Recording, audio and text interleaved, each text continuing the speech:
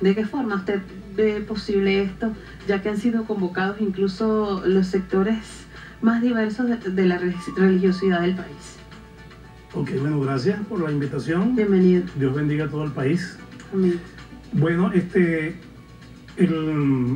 la Iglesia Evangélica tenemos unas coordenadas dadas por el Señor. Y recientemente yo escribí un artículo titulado El líder espiritual en tiempo de crisis. Y el líder espiritual en tiempo de crisis, entre otras cosas, no debe enredarse en los negocios de la vida, no debe tomar una parcialidad política, porque en la congregación que tú pastoreas tienes de ambos grupos. Unos que sienten simpatías y otros antipatías. La simpatía y las antipatías son libres. Tercero, el líder espiritual en tiempo de crisis debe seguir el consejo dado por el Libertador en su última proclama. Los ministros del santuario levantando sus oraciones al cielo. Y cuarta coordenada de un líder espiritual en tiempo de crisis es ser un motor de fe y de esperanza. O sea, yo no puedo creer que un líder espiritual, un pastor específicamente, digamos en mi grupo, que desde los púlpitos diga esto no sirve, esto se acabó, estamos ya, este fin de mundo. No, nosotros estamos llamados precisamente para decir hay esperanza, hay un Dios poderoso, un Dios que nos puede llevar. Concretamente en la pregunta que me acabas de hacer, la Iglesia Evangélica por antonomasia es obediente a los principios bíblicos y los principios constitucionales, porque de hecho Romanos 13 dice que no hay autoridad sino la que están puestas por Dios, y el que resiste la autoridad a Dios mismo resiste. Y como la constituyente, según el artículo 358, lo puede convocar el presidente de la República, o la Asamblea Nacional, o el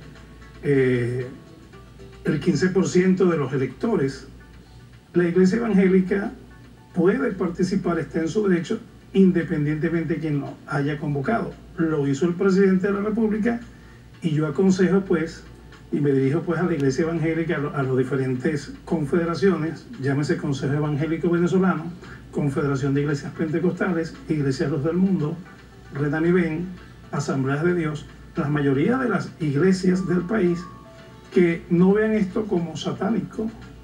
Tenemos toda la libertad de colaborar en ampliar, reformar o añadir a la Constitución de la República Bolivariana de Venezuela elementos importantes que tengan que ver con la espiritualidad. Y concluyo con esto. El presidente en su propuesta tiene 9 puntos. Por ejemplo, el 1 que tiene que ver con la paz y el 7º que tiene que ver con la espiritualidad. La espiritualidad. Ajá. Nosotros pues estamos llamados para dar y colaborar en relación a esos aspectos. Nos queda poquito tiempo y quisiera consultar con usted sobre la paz, sobre ese tema y la libertad. Bueno, de hecho la libertad, dijo Bolívar, es un alimento suculento pero de difícil digestión. Y a veces la libertad se confunde con el libertinaje.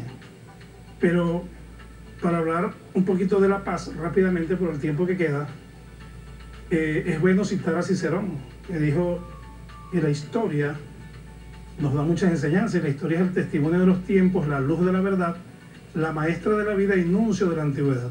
Es importante tomar en consideración las enseñanzas pedagógicas, didácticas, experimentales que nos ha dado la historia. Por ejemplo, ese conflicto que hubo, la guerra famosa de la guerra de los 30 años, los pastores y los sacerdotes saben a qué me refiero. Esa guerra entre católicos y evangélicos que hubo desde la defenestración de Praga en 1618 a el pacto de paz en Westfalia en 1648. 30 años de guerras y conflictos por rivalidades religiosas, luego políticas, luego económicas, para luego finalizar sentándose y hablar de paz y del diálogo, porque el diálogo va a llegar antes del conflicto, en medio del conflicto o después del conflicto. Pero si en nosotros reina la sindéresis, lo vamos a hacer antes del conflicto, porque el diálogo siempre va a llegar. Y quiero concluir con estas palabras sobre la paz. Yo di una conferencia, en la conferencia por la Paz en Miraflores, en 2014, yo dije estas palabras cortas y con esto cierro.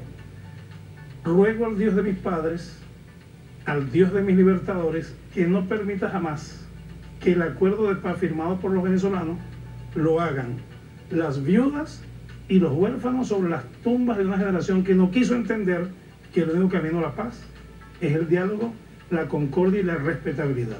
Y finalicé con Martin Luther King. O vivimos todos juntos como hermanos o pereceremos todos juntos como idiotas. Bueno, se nos terminó el tiempo. Lamentablemente, creo que hemos introducido algunos elementos.